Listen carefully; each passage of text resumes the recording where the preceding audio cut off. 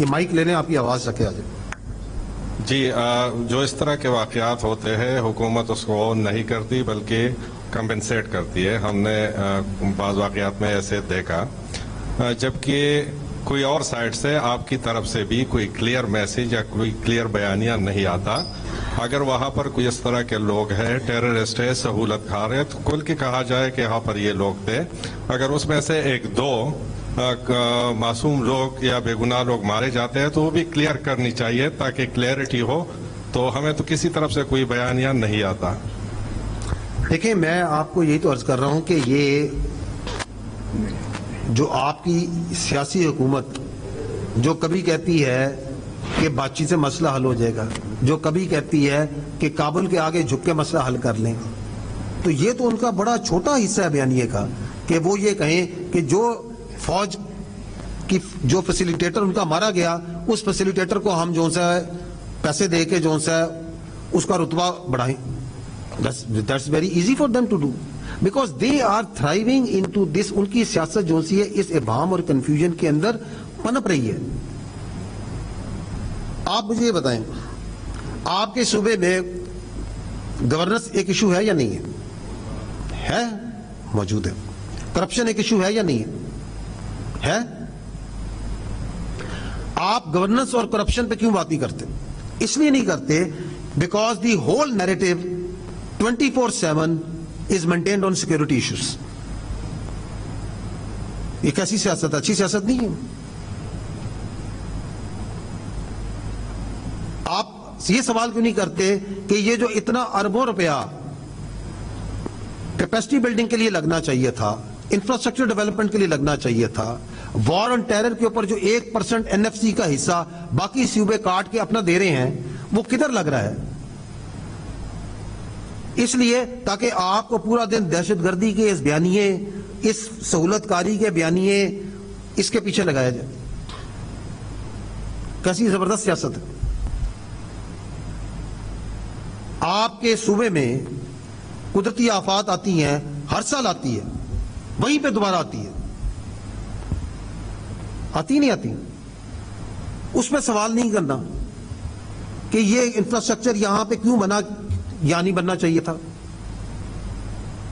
یہاں پہ یہ لوگوں کو, عوام کو دینے کے لیے کام ہونا چاہیے تھا, کیوں نہیں ہوا؟ ایک آپ کے پسماندہ ضلع کے اندر 40 ارب سے زیادہ کرپشن ایک درمیانے درجے کے ٹھیکیدار کے پاس سے نکل آئی, اس پہ آپ سوال نہیں کرنا تاکہ بیانیہ جو سا اس دہشت گردی کے اوپر اس کنفیوژن میں رکھا جائے. تو اس کے میرے بھائی بہت سے فائدے ہیں. یہ وہ جو پولیٹیکل کرمنل ٹیرر نیکسس ہے, اس کو اگر آپ نے پریزرو کرنا ہے تو اس پہ کنفیوژن رکھنی ہے, یہ بھی کنفیوژن رکھنی ہے. ابھی آپ نے سوال نہیں کیا, ایک بڑا زبردست بیانیہ, ایک بڑا مزدار بیانیہ بناتے ہیں کہ یہ بارڈر پہ تو فینس کے اوپر تو فینس لگا ہوا ہے, فوج بیٹھی ہوئی ہے, تو دہشت گرد کیسے آتے ہیں؟ کہتے ہیں نا. اور جب اس فینس پہ, اس بارڈر کے اوپر, کیونکہ وہ دہشت گرد آتے ہیں, one of the reason is کہ آپ نے اس میں اسمگلنگ کرنی ہے, آپ نے وہاں سے چرس ادھر سے ادھر لانی ہے, آپ نے اور سامان لانے ہیں, آپ اس پہ ہاتھ ڈالتے ہیں تو اس کے اوپر جو سا ہے سیاسی پشت پناہی مقامی طور سے لے کے اوپر تک سارے بولنا شروع ہو جائیں گے.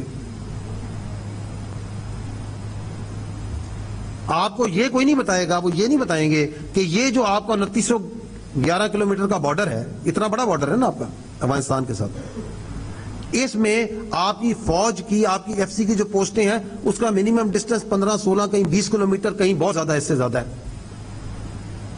کیا آپ کے پاس اتنی فوج, اتنی FC, اتنی قانون نافذ کرنے والے ہیں کہ آپ سارے کو کور کر سکتے ہیں؟ آپ کو یہ نہیں کوئی بتائے گا کہ دنیا میں تمام جو بارڈرز ہیں وہ میوچلی گارڈ ہوتے ہیں, دو ملکوں کے درمیان بارڈر ہوتا ہے نا, دونوں ملک اس بارڈر کو گارڈ کرتی ہیں. یہ میرا خیال ہے دنیا کا یہ واحد بارڈر ہے جس میں دوسری طرف وہاں سے پہلے انگیج کرتے ہیں, ادھر سے ان کی پوری معاونت کی جاتی ہے, دہشت گردوں کی بھی, اسمگلروں کی بھی, خارجیوں کی بھی, کہ ان کو پار کرایا جائے, انگیج کیا جاتا ہے آپ کی پوسٹوں کو. کہاں دنیا میں ہوتا ہے یہ؟ آپ کو کوئی یہ نہیں بتائے گا کہ دنیا میں کوئی دو بارڈر نہیں ہے جو کہ ہرمیٹیکلی سیلڈ ہو جائیں, ایسے بند ہو جائیں کوئی آر پار نہیں ہو سکتا. USA اور میکسیکو کا بارڈر دیکھا ہے, سنا آپ نے؟ 3500 میرا خیال ہے کلومیٹر لمبا بارڈر ہے. اس پہ وہاں کی جو امریکہ کی حکومت ہے, اس کی جو ریاست ہے, اس کے پاس ہر قسم کے وسائل ہیں, اربوں ڈالر ہیں, ٹیکنالوجی ہے, اوپر سے دیکھیں تو کہتے ہیں ہمیں ہر چیز نظر آتی ہے, سن سکتے ہیں, ہے نا. وہاں پہ دیوار بھی بہت بڑی, اس سے بھی انہوں نے بڑی بنا دی ہے نا. لیکن وہاں پہ بھی امیگرینٹس آتے ہیں, لیگل آتے نہیں آتے, نارکو آتی ہے اور سمگلنگ ہوتی ہے. ان کا ایک انتہائی اہم مسئلہ ہے یا نہیں ہے وہاں پہ؟ ادھر کی تو عدالتیں ہیں کہ جو پار ہو کے وہاں چلا جائے اسمگلر تو اس کو وہ سخت سے سخت سزا بھی دیتے ہیں ہی نہیں دیتے. وہاں تو کوئی نہیں کہتا کہ یہ جو اسمگلنگ ہے اس کے پیچھے وردی ہے. کوئی کہہ کے دیکھے. تو آپ کی, میں یہی تو عرض کر رہا ہوں میرے بھائی, کہ جھوٹ کے اوپر مبنی, کنفیوژن پہ مبنی بیانیہ بنانا, اس میں مہارت حاصل ہو چکی ہے. اور اس کے لیے جیسے میرے بھائی نے ایک سوال کیا کہ اس کے لیے ایک بہت بڑا سوشل میڈیا بھی استعمال کیا جاتا ہے. So what needs to change is that we, the people of Pakistan, we need to start saying truth up front. کیونکہ اس جھوٹ کا, اس منفی سیاست کا, اس گمراہ بیانیے کا جو خمیازہ ہے وہ اب کئی دہائیوں سے آپ کا یہ خوبصورت صوبہ, یہ ہمارا دل کی جان, یہ خیبر پختونخوا اور یہ پاکستان جو ان سے ہے, اس کا وزن اٹھا رہا ہے. So we have to collectively rise against this negative propaganda, this negative narrativization and this جھوٹ اور غلاظت سے بری ہوئی جو ایک سیاست ہے, اس سے ہمیں اپنے آپ کو دور کرنا پڑے گا. That's the only choice that we have. And we will do it. Why we will do it? Because the people of Pakistan, the people of Khyber Pakhtunkhwa, نہ صرف بہادر ہیں, غیور ہیں, وہ انتہائی سمجھدار ہیں. And their future lies in development, their future lies in knowing the truth and identifying between right and wrong. ٹھیک ہے جی. کافی دیر سے رائٹ سائڈ پہ جی, فرسٹ رو, 1 منٹ کینڈی.